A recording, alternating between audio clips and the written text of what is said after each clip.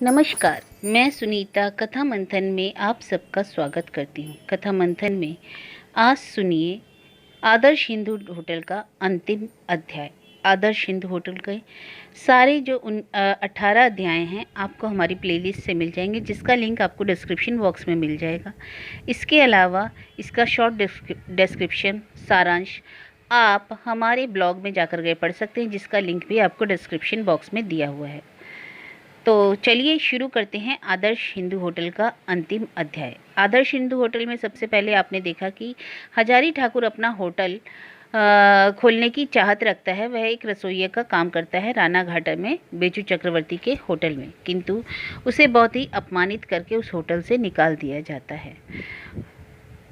वहाँ जैसे छोड़कर वह एक गृहस्थ के घर में रसोइये का काम करता है, किंतु जब वह वापस दोबारा राना घाट आता है तो फिर उसी होटल में काम करने लगता है। किंतु फिर वहाँ जब अपमानित किया जाता है और गांव की 2 लड़कियों की सहायता से वह अपना एक होटल खड़ा करता है, जिसमें उसे काफ़ी उन्नति होती है और उसका बहुत नाम भी हो जाता है, क्योंकि उसका खाना बनाना का ढंग बहुत अच्छा था और उसके हाथों का खाना बहुत ही स्वादिष्ट था, जो सब लोगों को बहुत पसंद आता है। इसके कारण रेलवे स्टेशन पे भी जो टेंडर खुलता है उसमें उसी को होटल दिया जाता है। तो अब पढ़ते हैं आगे। राना घाट स्टेशन पर उतरते ही नरेंद्र से मुलाकात हुई। उसने पूछा, कहाँ गए थे मामा? सारे घर के लोग चिंता से परेशान हैं। कल रेलवे इंस्पेक्टर आया था, हम लोगों का होटल देखकर बहुत खुश होकर गया। स्टेशन की रिपोर्ट बुक में उसने बहुत तारीफ लिखी है। टेम्पी अच्छी है? हाँ, कल हम सब लोग टॉकी देखने गए थे मामा जी। मामी, मैं और आशा लता। मामी जी टॉकी देखकर बहुत खुश हुई। टेम्पी की बात उसने मामी के मत्थे डालकर चला लिया। एक और बात है मामा जी। क्या? कल आपके घर आकर पद्दो मेरी बहुत देर तक मामी से बातें कर गई और कुसुम दीदी ने एक बार आपको मिलने के लिए कहा है। कल वे भी आई थी। हजारी जो ही घर में घुसा, टेम्पी उर्फ आशालता और टेम्पी की माँ ने टॉकी की बातों की जड़ी बांधी। जिंदगी में ये पहला ही मौका था, उन लोगों ने वैसी चीज की कभी कल्पना भी नहीं की थी। एक दिन और तो देखना ही पड़ेगा, लेकिन इस बार टेम्पी बाबा के साथ ले जाए बिना नहीं मानेगी। काम तो हमेशा लगा ही रहता है, क्या एक दिन भी समय निकाल कर नहीं जाया जा सकता? कैसे गाने गाए थे? बहुत सुंदर गाने थे बाबा, मैंने तो 2 गाने सीख भी लिए हैं। कौन गाना रे? एक था रहा तुम्हारी तगा करूंगी बैठी बैठी चिरदिन। बड़ा सुंदर सुर था बाबा, सुनोगे? इससे बढ़िया तो मैं भी गा सकती हूँ। अभी रहने दे, जरूरत नहीं, फिर कभी सुन लूंगा, अभी काम है।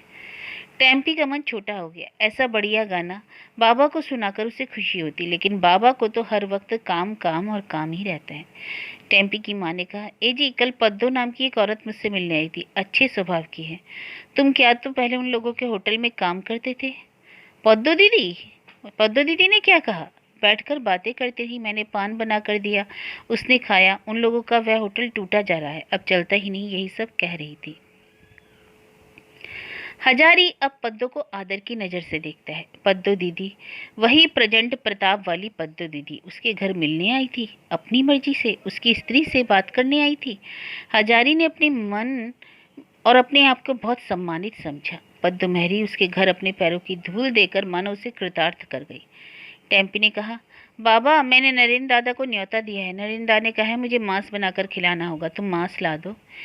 इधर का सारा काम निपटा कर हजारी कुसुम के यहाँ जाने के लिए निकला। राह में अचानक पद्दो मेहरी से मुलाकात हो गई। पद्दो मेहरी ने मैले कपड़े पहन रखे थे।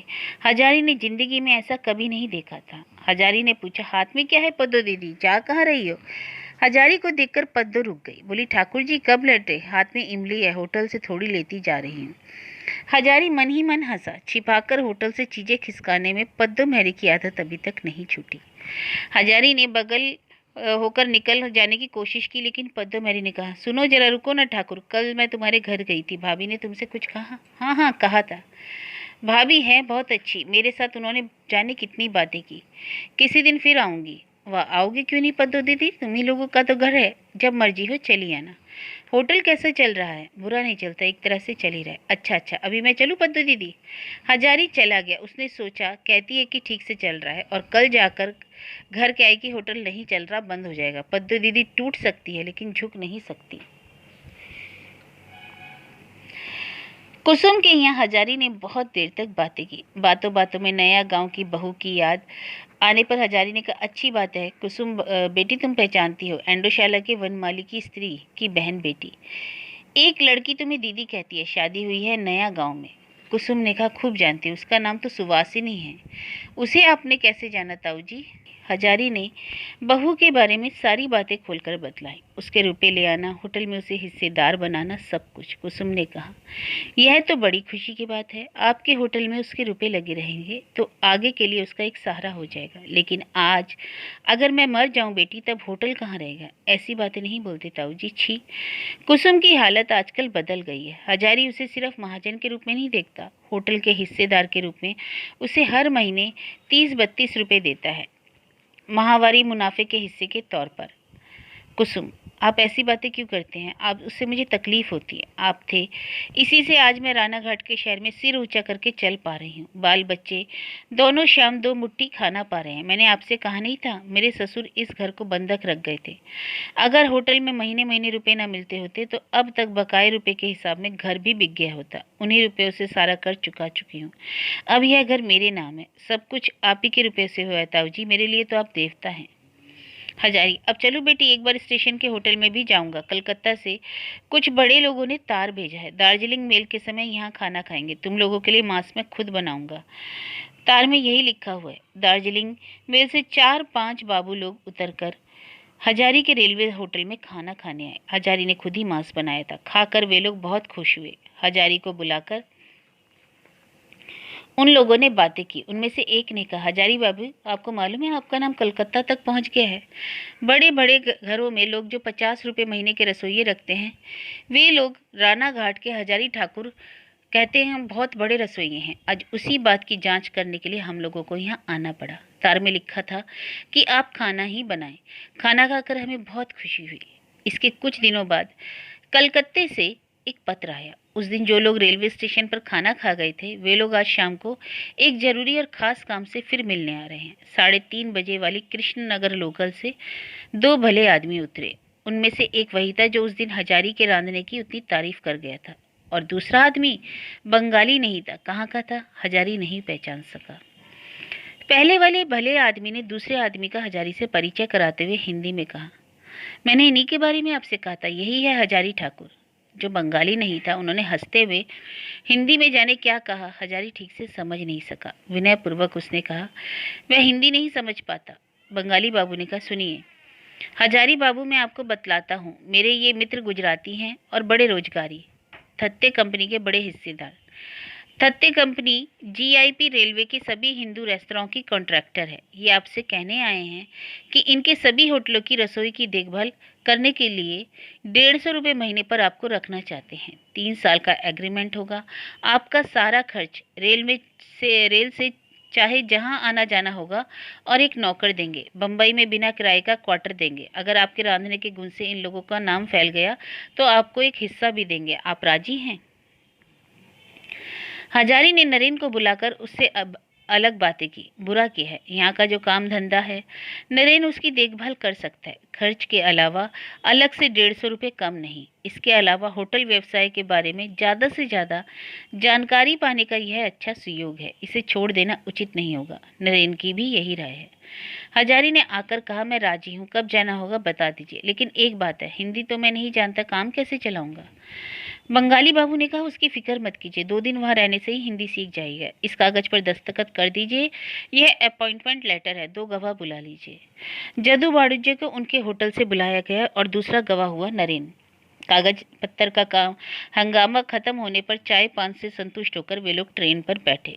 बंगाली बाबू कहते गए, मई महीने की 1 तारीख को आपको बम्बई में ज्वाइन करना होगा। आपके लिए इंटर क्लास का पास आ रहा है और हमारे यहाँ का आदमी आपको साथ लेकर बम्बई पहुंचा देगा। आप तैयार रहिएगा और 15 दिन बाकी हैं। स्टेशन से बाहर निकलते ही हजारी ने एक बार कुसुम से मिलने की बात सोची। इतनी बड़ी बात पहले कुसुम को बतलानी हो गई। बम्बई, वह बम्बई जा रहा है 150 रुपये महीने पर? विश्वास ही नहीं होता। सब कुछ स्वप्न की तरह गठित हो गया। रुपयों के लिए नहीं, रुपये तो वह यहाँ भी 150 से ज़्यादा ही कमा रहा है, कम नहीं। लेकिन मनुष्य के जीवन में क्या रुपया ही सब कुछ है? 5 देश देखते फिरना, 5 आदमियों से आदर सम्मान पाना, नए जीवन का उपभोग, यही सब तो असली बातें हैं। पीछे से जदू बाड़ूजी ने पुकारा, ओ हजारी भैया, हजारी भैया, ओ सुनो हजारी भैया। हजारी पास गया तो जदू बाड़ूजी ने रानाघाट के होटलों के मालिकों में जो सबसे जाने माने आदमी थे वे थे जदू बाड़ूजी।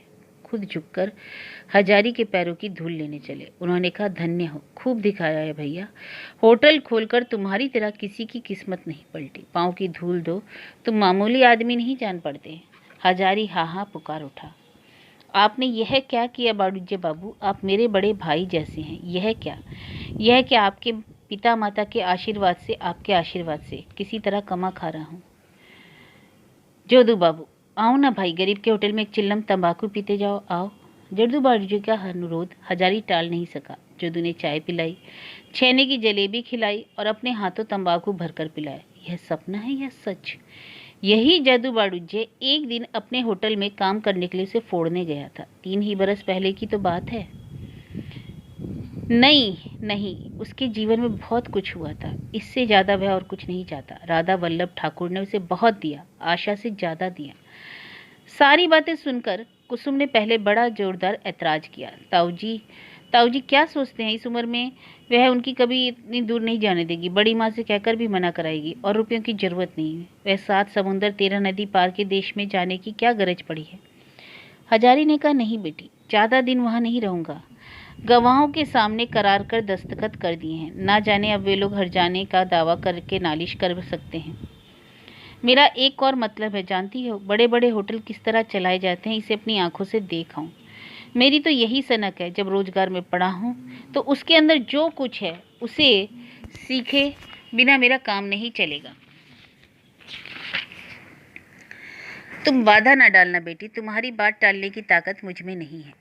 टेम्पी की माँ और टेम्पी ने तो रोना धोना ही शुरू कर दिया। उन दोनों को नरेन ने समझाया, मामा जी क्या बेमतलब जा रहे हैं, इसमें रोने धोने की क्या जरूरत है। बम्बई तो घर के पास ही है, लोग तो नौकरी करने कहाँ कहाँ जाते हैं। उसी दिन रात के समय हजारी ने नरेन के मामा बंशीधर ठाकुर को बुलाकर कहा, एक बात कहनी है, मैं तो 15 दिनों बाद बम्बई जा रहा हूँ। मेरी इच्छा है कि जाने से पहले नरेन के साथ टेम्पी की शादी कराता जाऊं। यहाँ के कारोबार की देखभाल नरेन करेगा, रेलवे का होटल उसे खुद चलाना पड़ेगा, उसी में ज़्यादा मुनाफा है। तुम्हारी क्या राय है। बंसीधर बहुत दिनों से भाप रहा था ऐसे ही कुछ होने वाला है। उसने कहा, हजारी भैया, मैं क्या बताऊं, तुम्हारे साथ आसपास के होटल में मैंने काम किया है। एक दूसरे के दुख में दुखी और सुख में सुखी रहकर हमने बहुत वक्त बिताया है। नरेन भी तुम्हारा ही लड़का है, तुम जो कहोगे इनकार क्यों करूँगा, और उसका भी तो कोई नहीं है, तुम सब जानते हो, जो ठीक समझो सो करो। लेन देन का मामला सहज ही निपट गया। रेलवे के होटल का मालिकाना हजारी टेम्पी के नाम लिख देगा और उसकी गैर हाजिरी में मैनेजर के रूप में नरेन दोनों होटल चलाएगा। लेकिन बाजार के होटल की आमदनी हिसाब के मुताबिक कुसुम और टेम्पी की माँ को ही देनी होगी। विवाह का दिन निश्चित हो गया। टेम्पी की माँ ने कहा, ए जी, तुम्हारी बेटी कहती है अक्सी को न्योता भेज दो, उसकी बड़ी सहेली थी, शादी के दिन उसको आने के लिए लिख दो। यह बात हजारी ने सोची थी। अत्सी से बहुत दिनों से मुलाकात नहीं हुई। उसी लड़की की बिन मांगी दया ने आज उसे और उसके परिवार के लोगों को की नज़रों में ऊंचा उठाया है। अत्सी की ससुराल का पता हजारी नहीं जानता था। उसे सिर्फ इतना मालूम था कि अत्सी के ससुर वर्धमान जिले के मूलधर के जमींदार हैं। हजारी ने पत्र अपने गांव में अत्सी के पिता के पते पर भेज दिया, क्योंकि समय बहुत कम था। पहले उसका पता मंगवा कर फिर उसे पत्र लिखने का समय नहीं था। विवाह से कई दिन पहले हजारी विवाह में देने के लिए बर्तन खरीदने श्रीमंत ठटेरी की दुकान पर गया। श्रीमंत ने कहा, आइए आइए हजारी बाबू, बैठिए। अरे बाबू को तंबाकू तो देना। हजारी जब बर्तन बासन खरीद कर चढ़ने लगा तो उसने नए बर्तनों की दुकान में कुछ पुराने बर्तन, पीतल की बाल्टियां वगैरह देखकर कहा, यह सब क्या है श्रीमंत, यह तो सब पुराना माल है, ढलाई करोगे क्या। श्रीमंत ने कहा, वह बात नहीं है, मैंने आपसे कहने की सोची थी। वह आपके पुराने होटल की पद्महरी रख गई है, यह तो बंधक या बेचकर। आप कुछ नहीं जानते, चक्रवर्ती का बाबू का होटल तो आज ही सील होने वाला है। महाजन और मकान वाले का देना बहुत हो गया है। उन लोगों ने नालिश की थी, तो बाबू अपना पुराना माल ही ले लीजिए ना, आपके होटल में काम आएगा। बड़ी देगची, पीतल की बाल्टी, बड़े परात सस्ते भाव में मिल जाएंगे। इस बंधकी माल की झंझट कौन पाले बाबू, उससे तो अच्छा है कि बेच ही दूं। हजारी इतनी बातें नहीं जानता। उसने पूछा, पद्दो खुद आई थी? हाँ, अपने होटल के एक नौकर के साथ लेकर। कल होटल सील हो जाने पर फिर कोई चीज़ उससे बाहर नहीं निकाल जा सकेगी, इसी से मेरे यहाँ रख गई। कह गई इन्हें बंधक रखकर कुछ रुपए देने पड़ेंगे। चक्रवर्ती बाबू का क्या तो खर्च चलना मुश्किल हो रहा है। बर्तन की दुकान से निकलकर और कुछ दूसरे काम निपटाकर होटल से लौटते देर हो गई। एक बार बेचू चक्रवर्ती के होटल में जाने की सोची थी, लेकिन जाना नहीं हो सका। कुसुम इधर कई दिनों से इसी घर में विवाह की तरह तरह के छोटे बड़े फुटकर कामों में दिन भर लगी रहती है। हजारी उसे घर नहीं जाने देता। कहता है, बेटी तुम हमारे घर की हो, तुम्हारे रहने से मुझे बहुत भरोसा है। इन कुछ दिनों तुम यहीं रहो। विवाह से एक दिन पहले हजारी को अत्सी की चिट्ठी मिली। वह कृष्णनगर लोकल से आ रही है। स्टेशन पर किसी को आना चाहिए। और कोई तो अत्सी को पहचानता ही नहीं। कौन उसे पहचान कर स्टेशन से ले आएगा? हजारी खुद ही तीसरे पहर 5 बजे के समय स्टेशन गया। इंटर क्लास के डब्बे से अत्सी और उसके साथ एक युवक उतरा, लेकिन उनका स्वागत करने के लिए नज़दीक जाकर हजारी ने जो देखा, उससे जिसको जान पड़ा जैसे पल भर में उसके सामने दुनिया की तमाम रोशनी मिटकर अंधेरे में एकाकार हो गई। अत्सी का विधवा वेश। अत्सी ने हजारी के पैरों की धूल लेकर प्रणाम करके कहा, काका बाबू अच्छे हैं? सुरेन, ये काका बाबू हैं, ये हमारी जेठ के लड़के हैं, कलकत्ते में पढ़ते हैं। आप इस तरह खड़े क्यों हैं? नहीं बेटी, चलो चलो आओ। आप शायद यह सोच रहे हैं ना कि यह फिर से बला सिर पर आ चढ़ी। हमने तो एक तरह से विदा ही कर दिया था। यह साध भोज लेकर आप पहुंची, यही ना? बाबा काका ऐसे ही निठुर होते हैं। हजारी अचानक रो पड़ा। लोगों से भरे हुए प्लेटफॉर्म के बीच उसके मन में क्या हो रहा था, यह बात किसी को समझाकर नहीं कह सकता। मन की जाने कौन सी जगह पीड़ा से तड़क कर टूटी जा रही थी। अत्सी ने ही उसे चुप कराया। अपने आंचल से उसकी आंखें पोंछी और प्लेटफॉर्म से बाहर ले आई। रेलवे होटल के पास नरेन उन दोनों की प्रतीक्षा में खड़ा था। उसने हजारी की ओर देखा। हजारी की आंखें लाल थी, चेहरे पर जाने कैसा एक भाव था। अत्सी का विधवा वेश देखकर वह विस्मित हुए बिना नहीं रह सका, क्योंकि इस बीच उसने टेम्पी से अत्सी की सारी बातें सुन रखी थी। उसने यह भी सुना था कि अभी सिर्फ 3 ही साल पहले तो उनका विवाह हुआ था। अत्सी दी विधवा हो गई, यह बात किसी ने से नहीं कही गई थी। घर पहुंचकर अत्सी टेम्पी को लेकर घर की छत पर चली गई और बेहद देर तक बातें करती रही। दोनों में बहुत दिनों के बाद मुलाकात हुई, उसी एंडोशाला में। लगभग 3 साल पहले ही वे दोनों अलग हुई थी और जाने कितनी बातें जमा हो गई। बचपन की सहेली की यह हालत देखकर टेम्पी ने आंसू बहाए। अत्सी ने कहा, तुम सब मिलकर अगर ऐसे रोना पीटना शुरू करोगी तो सच कहती हूँ चली जाऊंगी। मैं तो आई बाप माँ के यहाँ, बहन के यहाँ जरा जुड़ाऊंगी, सो तो सिर्फ रोना रोना और रोना। इधर आओ जरा, अपने ये कर्णफूल तो पहनो, देखो कैसा है, और यह ब्रेसलेट लाओ तो हाथ। टेम्पी ने हाथ छुड़ा कर कहा, यह तुम्हारे ब्रेसलेट है अत्सी दी, ये तुम मुझे नहीं दोगी, कदापि नहीं। तब फिर मैं इस छत से अपना माथा फोड़ लूंगी अगर तुमने नहीं पहना। सच कहती हूँ, मुझे अपनी साध क्यों नहीं मिटाने देती हो? इसके बाद टेम्पी ने मना नहीं किया। उसकी दोनों आंखों से आंसू बह चले। उधर अत्सी उसका दाहिना हाथ पकड़कर घुमा घुमा कर ब्रेसलेट पहनने लगी। हजारी बहुत रात को तंबाकू पी रहा था। अत्सी ने चुपचाप पास आकर खड़े खड़े कहा, काका बाबू। हजारी चौंक उठा, बोला, अत्सी बेटी अभी सोई नहीं? नहीं काका बाबू, आज तो दिन भर आपसे एक बात नहीं हो सकी, इसी से आई हूँ। हजारी ने लंबा सांस छोड़कर कहा, ऐसा जानता तो तुम्हें बुलाता बेटी, मुझे तो कुछ भी नहीं मालूम। कितने ही दिनों से तो गांव भी नहीं गया, तुम्हारा यही वेश देखने के लिए मैंने तुमको बुलाया था। अत्सी चुप रही। हजारी की स्नेहशील पितृ हृदय की निकटता की निविड़ता से मानो वह अपने दुख में सांत्वना पाना चाहती हो। हजारी ने स्नेह के साथ उसे पास बिठाया। थोड़ी देर तक कुछ नहीं बोला। फिर अत्सी ने कहा, काका बाबू, एक दिन मैंने कहा था होटल के काम में ही आपकी उन्नति होगी, याद है? हाँ, सब याद है बेटा, मैं कुछ नहीं भूला, और यहाँ जो कुछ सर संजाम है सब तो तुम्हारी ही दया से। बेटी, तुमने दया न की होती। ऐसी बात ना कहिए काका बाबू, छी, मेरे रुपए देने पर भी अगर आप में क्षमता न होती तो क्या रुपए बढ़ते? कोई दूसरा अनाड़ी आदमी तो 3 ही वर्षों में इतनी बड़ी चीज़ तैयार कर सकता था। मैं तो कुछ नहीं जानती काका बाबू। यहाँ आकर और सब कुछ देखकर अवाक हो गई। काका बाबू, आप क्षमतावान पुरुष हैं।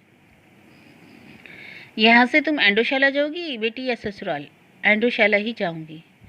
बाबा और माँ दुख से अधमरे हो रहे हैं, जाकर कुछ दिन उनके पास रहूंगी। जानते हैं काका बाबू, मैं चाहती हूँ कि देश में कुछ ऐसा काम करूँ जिससे साधारण लोगों का उपकार हो। बाबा के सारे रुपए अब मुझे ही मिलेंगे।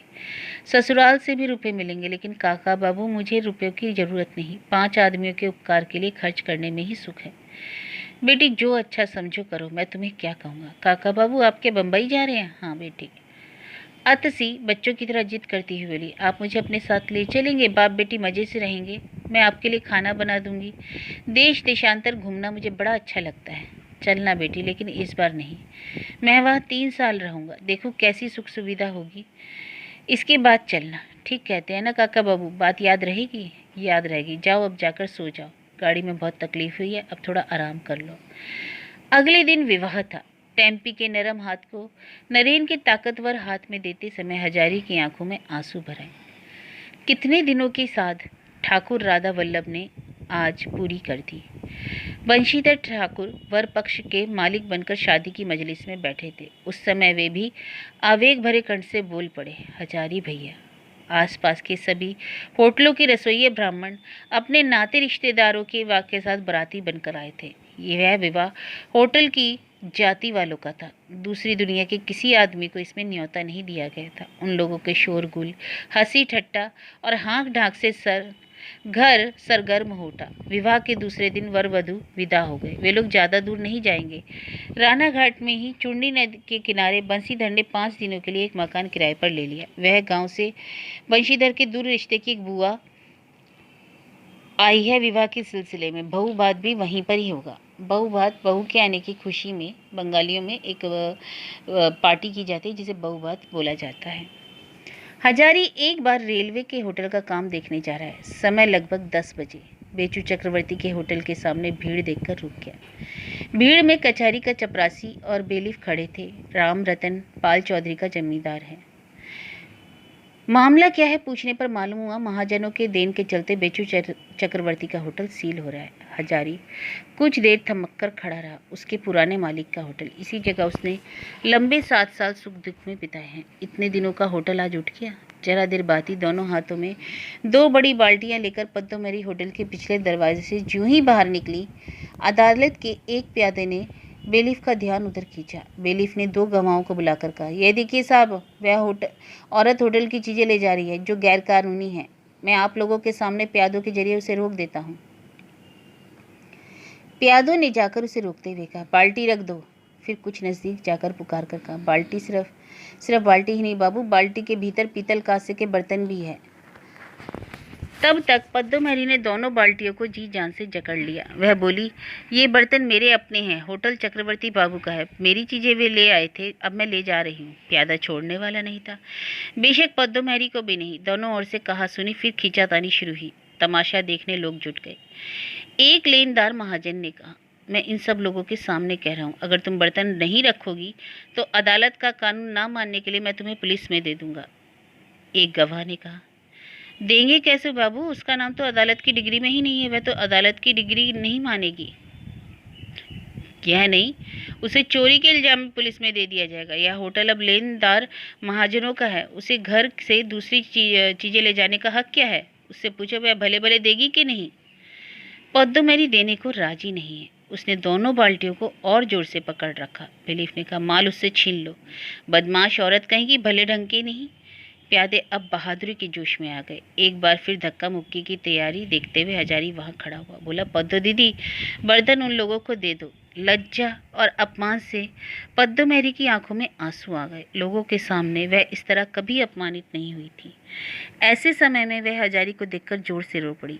यही देखो ना ठाकुर जी, तुम तो कितने ही दिनों तक इस होटल में थे। ये मेरी चीज़ें नहीं है, बोलो यह बाल्टी किसकी है? हजारी दिलासा देता हुआ बोला, इस तरह रो मत पद्दो दीदी, यह है अदालत कानून का मामला। बर्तन रखकर चलो, मैं देखता हूँ क्या इंतजाम किया जा सकता है।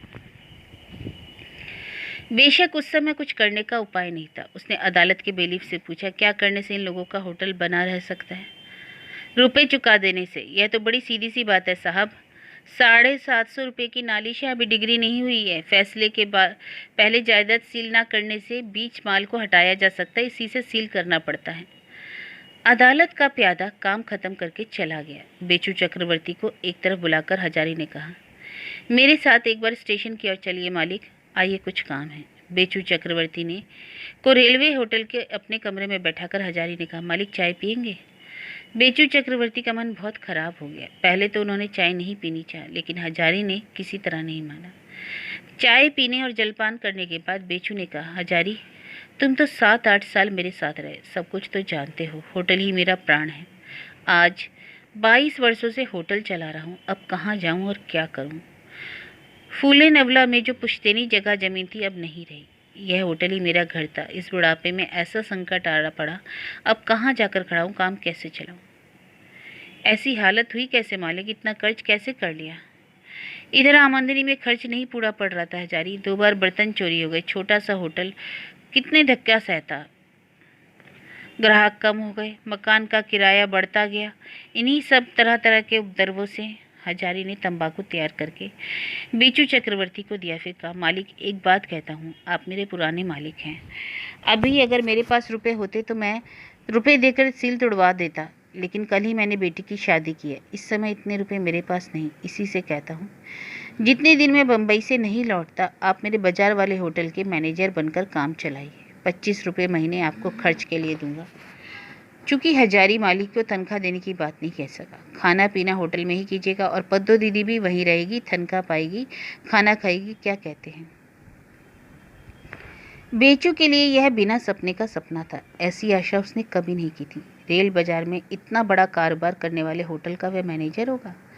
शायद बेचू से ही पद्दो मैरी को भी यह खबर मिल गई थी। उस दिन शाम को वह कुसुम के घर गई। उसे देखकर कुसुम अचरज में पड़े बिना नहीं रही, क्योंकि जिंदगी में कभी पद्दो मैरी ने कुसुम के दरवाजे पर पैर नहीं रखे थे। आओ पद्दो बुआ, बैठो। मेरा कैसा सौभाग्य है। इस पीढ़े पर बैठ जाओ बुआ। पान खाती हो? बैठो बुआ, मैं लाती हूँ। पद्दो मैरी ने बैठकर पान खाने के बाद बहुत देर तक इधर उधर की बातें की। पद्दो समझ गई कि कुसुम भी उसकी एक मालकिन है। इन सबको संतुष्ट रखकर ही उसकी नौकरी बरकरार रहेगी। यद्यपि वह मन ही मन जानती है कि उसे ज़्यादा दिन नौकरी नहीं करनी पड़ेगी, फिर भी वे लोग अपना होटल खोलेंगे और लेकिन विपत्ति के इन दिनों में किसी एक आश्रय में सिर छिपाकर रहना पड़ सकता है। अगले दिन पद्दो मैरी होटल के काम में भर्ती हुई। बेचू चक्रवर्ती भी गद्दी घर में बैठा। हजारी यह अच्छी तरह से जानता था कि इनमें से कोई भी विश्वास के योग्य नहीं है, लेकिन बात यह है कि नकदी नरेन के पास रहेगी। बेचू चक्रवर्ती सिर्फ देखभाल करके ही छुट्टी पा जाएंगे। हजारी को लगा जैसे वह अपने पुराने दिनों के होटल में काम कर रहा है। बेचू चक्रवर्ती उसके मालिक है और पद्दो मैरी भी छोटी मालकिन है। पद्दो ने जब सवेरे आकर पूछा, ठाकुर जी इस वक्त हिलसा मछली लाऊं या रोहू का बच्चा? तब हजारी ने पहले ही की यात्रा आदर से कहा, जो ठीक समझो पद्दो दीदी, सड़ी ना हो तो हिलसा ही ले आओ। बेचू चक्रवर्ती पक्के रोजगारी आदमी हैं और होटल के बारे में उनकी जानकारी हजारी से कहीं ज़्यादा है। उसने हजारी को बुलाकर कहा, हजारी एक बात कहता हूँ, तुमने अपने यहाँ फर्स्ट और सेकंड क्लास में सिर्फ 4 पैसे का फ़र्क रखा है। ज़्यादातर लोग फर्स्ट क्लास में ही खाते हैं और उसके पीछे जो खर्च होता है उतना मुनाफा नहीं। मैंने पिछले 1 महीने का हिसाब देखा है। नरेन बबुआ तो अभी बच्चे हैं, हिसाब किताब क्या समझते हैं? हजारी ने बात की सच्चाई समझी। उसने कहा, आप क्या कहते हैं मालिक? मेरी राय है कि फर्स्ट क्लास या तो बिल्कुल हटा दो या मेरे होटल की तरह कम से कम 2 आने का फ़र्क रखो। जाड़ों में जब सारी चीज़ें सस्ती रहती हैं तो इससे जो मुनाफा होता है, बरसात में या दूसरे समय में फर्स्ट क्लास के ग्राहकों के पीछे उस मुनाफे का कुछ हिस्सा खर्च करने के बावजूद कुछ बच रहे, ऐसा कुछ करना पड़ेगा। समझे ना? तो वैसा ही कीजिए। आप जो समझते हैं, मैं उतनी बातें क्या समझता हूँ। बेचू चक्रवर्ती हजारी के व्यवहार से बहुत संतुष्ट है। हजारी की बातचीत ठीक उन्हीं पुराने दिनों की तरह नम्रता से भरी है, जैसे ही वे वही मालिक हैं और हजारी उनका नौकर। यद्यपि उनका और पद्दो मैरी दोनों ही का दृढ़ विश्वास है कि हजारी ने जो कुछ कर दिखाया है वह किस्मत के जोर से किया। असल बुद्धि तो उसके पास जरा नहीं, लेकिन बुद्धि जितनी भी हो ना हो, बेशक सबके पास नहीं होती, लेकिन आदमी के तौर पर हजारी बड़ा अच्छा है। सवेरे उठकर हजारी एक चिल्लम गांजा तैयार करने का उद्योग ही कर रहा था कि इसी समय सबसे छिपाकर एक चिल्लम पिया जा सकता है। होटल में जाकर आजकल सुविधा नहीं मिलती। इसी समय अतसी को कमरे में आता देखकर उसने झटपट साजो सामान छिपा दिया और अतसी की ओर देखकर कहा, आओ। क्या है बेटी? काका बाबू आप कल बम्बई जा रहे हैं? अगले मंगलवार को जाऊंगा और 4 दिन बाकी है। मेरी बड़ी इच्छा है कि आपके साथ एंडोशाला जाऊं। अपने बैठक खाने में फिर से आपके और बाबा के लिए चाय और जलपान ला दूं। चलिएगा काका बाबू? हजारी की आंखों में आंसू भर आए। कितनी छोटी सी साध है। औरतों के मन की ये सब अत्यंत साधारण आशा आकांक्षाएं भी क्या हमेशा पूरी होती हैं? इस समय वह किस तरह एंडोशाला जाएगा? बच्ची है कहकर छुट्टी पा गए। उसने कहा, बेटी यह तो ना हो सकेगा, यहाँ कितना काम बाकी है यह तो तुम जानती नहीं हो। नरेन अभी बच्चा है, सारी बातें सिखा दिखा समझाना होगा। आज चलिए ना मेरे साथ, बैलगाड़ी पर बाप बेटी साथ चलेंगे। कल शाम को आप लौट आइएगा। इसके बाद अलावा टेम्पी भी कह रही थी कि एक बार गांव जाने को जी करता है। चलिए ना काका बाबू चलिए। अगर तुम नहीं मानोगी तो परसों सवेरे जाकर उसी दिन शाम को लौटना पड़ेगा। रुकने का बिल्कुल उपाय नहीं है, क्योंकि उसके अगले ही दिन शाम को मुझे जाना है। वे लोग कह गए हैं कि बम्बई की डाक गाड़ी रात को 8 बजे छूटती है। तीसरे पहर चुड़नी के किनारे वाले नीम गाछ के नीचे हजारी जा बैठा। पास वाले चूने कोयले की आड़त में हिंदुस्तानी मजदूर उसी तरह मिलकर बैठकर हिंदी में गजल गा रहे थे। चुड़नी के खेवा घाट पर उस पार के फूलने नवला के हाट करने वाले लोग इससे उस पार आ जा रहे थे, सब कुछ पुराने दिनों की तरह। वह क्या आज भी बेचू चक्रवर्ती के होटल में काम कर रहा है? पद्दो मेहरी की झिड़की खाकर उसे क्या अभी तुरंत आँच सुलगाए हुए कोयले के चूल्हे के धुएं में बैठकर उस जून का खाना बनाने का फर्ज समझ लेना होगा? उसी पद्दो दीदी और उसी बेचू चक्रवर्ती के साथ सवेरे ही तो उसकी बातें हुई थी। तराजू के पलड़े बदल गए। पुराने दिनों का संबंध छाया चित्रों की तरह कहाँ मिला गया? बम्बई कितनी दूर है कौन जाने। टेम्पी को लेकर, अस्सी या कुसुम को लेकर अगर जाया जा सकता तो इनमें से किसी के साथ रहने पर वह विलायत तक जा सकता है। दुनिया की जिस किसी जगह पर बिना शंका के, बिना दुविधा के चला जा सकता है। पहले के दिनों में क्या उसने एक बार भी सोचा था आज के जैसा दिन उसके जीवन में आएगा? नरेन को उसने जिस दिन पहली बार देखा उसी दिन उसके मन में सुंदर तस्वीर खिंच गई। टेम्पी लाल रेशमी साड़ी पहनकर नरेन के पास खड़ी है। उसके मुंह पर लज्जा, आंखों में छिपे आनंद की हंसी है। उस समय लगा था यह सब दुराशा है, ऐसा कभी नहीं हो सकता। यह सब राधा वल्लभ की दया है, नहीं तो उसने कब सोचा था कि वह 150 रुपए की नौकरी पर बम्बई जाएगा। दूसरे दिन अत्सी ने फिर आकर कहा, एंडोशाला कब चलेंगे काका बाबू? टेम्पी भी जाने को कह रही है और काकी माँ भी कह रही हैं। 2-2.5 बरस पहले जो गांव से आई थी फिर नहीं जा सकी। इनकी भी एक इच्छा है, एक दिन चलिए ना। बहुत दिनों के बाद उन लोगों की गाड़ी पर फिर अपने गांव आ पहुंची। हजारी का घर रहने लायक नहीं रह गया। फूस का मकान इतने दिनों तक देखभाल ना होने के कारण खत्म हो गया। आंधी में फूस के उड़ जाने की जगह से जगह जगह नीला आसमान मजे से दिख पड़ता था। अच्छी उन सब लोगों को अपने घर ले जाने के लिए खींचतान करने लगी, लेकिन टेम्पी की माँ राजी नहीं। औरतों का अपने घर द्वार के प्रति स्वाभाविक खिंचाव होता है। टूटे मकान के चबूतरे का जंगल अपने हाथों से साफ करके टेम्पी की मदद से घर, आंगन और जमीन लीप पोत कर वह अपने मकान में उतरी। उसने टेम्पी से कहा, तुम बैठो, मैं जरा तालाब से एक डुबकी लगाऊं। अमरूद के तले के घाट पर कितने दिनों से नहीं नहाई। तालाब के किनारे जाने पर उस टोले की राधू चाटुज्जे की बहू से मुलाकात हुई। उसकी उम्र लगभग टेम्पी की माँ की जितनी ही थी। हमेशा से दोनों में बहुत अपनापा रहा। टेम्पी की माँ को देखकर एक बारगी अवाक हो गई। बर्तन मांजना छोड़कर हंसती हुई दौड़ी आकर बोली, ओ माँ, ये तो दीदी हैं। कब आई दीदी? अब क्या तुम लोगों को हमारी याद आती है? सब लोग बोलते हैं कि अब तुम बहुत धनी धोरी हो गई हो, गरीबों की बात क्या याद रहेगी? दोनों एक दूसरे के गले लगकर रो पड़ी। कुछ देर बाद राधू चाटुज्जे की बहू को साथ लेकर टेम्पी की माँ घाट से लौटी। उसने घर में घुसते ही पूछा, पहचानती हो बेटी? अरे माँ, ये तो काकी है, ये बैठिए। आओ बेटी, जन्म सुहागिन रहो, सावित्री समान हो। हाँ जी, तो तुम्हारी जैसी अक्ल है, बेटी को ले आई, दामाद को नहीं ले आई?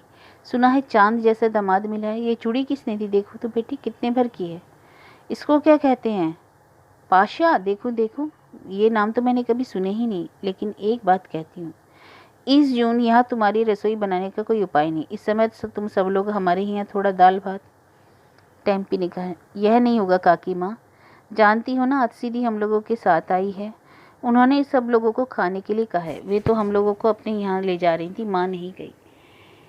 जानती हो ना, माँ के प्राण इसी जगह से बंधे हैं। राना घाट में इतना बढ़िया मकान है, नल का पानी है, शहर की जगह है। वहाँ भी माँ घर घर की रट लगाए रहती है। आह, कैसी शोभा है घर की। टूटे फूटे फूस की छाजन, उसे घर का हो या गौशाला। बाप के घर की निंदा मत करो। जाओ जाओ, आज ना बड़ा आदमी ससुर हुआ, इसी टूटे फूस की छाजन के नीचे पली बड़ी हो बेटी। हंसी खुशी में लगभग 2 घंटे जाने कब बीत गए। इन लोगों के आने की खबर पाकर इस उस टोले की सभी औरतें मिलने आईं। दामाद को साथ ना ले आने के लिए सबको शिकायत रही। टेम्पी की मां ने कहा, दामाद के आने का तो कोई उपाय ही नहीं था। रेलवे होटल की देखभाल में वे ही करते हैं। एक दिन वहां ना रहने पर चोरी हो गई, कोई उपाय होता तो लाती। अत्सी के दुर्भाग्य की बात सब लोग पहले से ही जानते हैं। सारे गांव के लोग उसके लिए दुखी थे। सभी लोग एक स्वर में कहते हैं, ऐसी लड़की नहीं, देवी है, और उसी के भाग्य में यह दुख, इस कच्ची उम्र में। और शाम होने में देर नहीं थी। अत्सी के बैठक खाने में बैठकर हजारी अत्सी के बाबा के साथ बातें कर रहा था। हरिचरण बाबू को बेटी के असमय विधवा हो जाने से गहरा सदमा पहुंचा। हजारी को लगा जैसे इन 2.5 वर्षों में ही उनकी उम्र 10 साल बढ़ गई। बेटी को देखकर आज फिर कुछ चंगे लग रहे हैं। हरिचरण बाबू ने कहा, यही देखो, तुम्हारी और मेरी उम्र में कुछ ज्यादा फर्क नहीं होगा, ना हो तो 1-2 साल कम ज्यादा होगी, लेकिन तुम्हारे जीवन में उद्यम है, आशा है, मन में अब भी तुम जवान हो, अब भी तुम्हें काम करने की शक्ति है, बहुत ज्यादा। इस उम्र में तुम मुंबई जा रहे हो, सुनकर एशिया होती है हजारी। बंगालियों में तुम्हारी तरह के लोग जितने हैं, नींद में पड़ी जाती उतनी ही अधिक जागेगी। ये लोग 35 वर्ष की उम्र में ही गले में तुलसी की माला डालकर परलोक जाने की तैयारी करते हैं। देखते नहीं है मेरे गांव की हालत। इस दुनिया को ही नहीं, इसका उपभोग भी नहीं किया तो तुम्हारे परलोक का क्या होगा भैया? वहां तो उसी भूत का भय बना रहेगा। परलोक में नरक जाओगे, तुम्हारा क्या कहला? भगवान निकम्मे, आलसी और डरपोक लोगों को स्वर्ग में जगह देते हैं।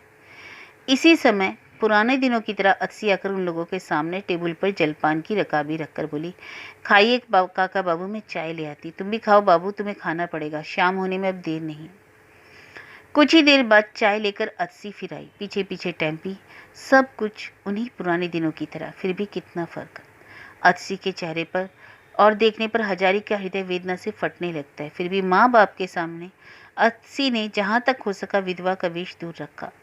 माँ बाप के सामने वह विधवा के वेश में घूम फिर नहीं सकेगी। इससे पाप होना हो तो हो। हरिचरण बाबू संध्या पूजा करने के लिए घर के अंदर चले गए।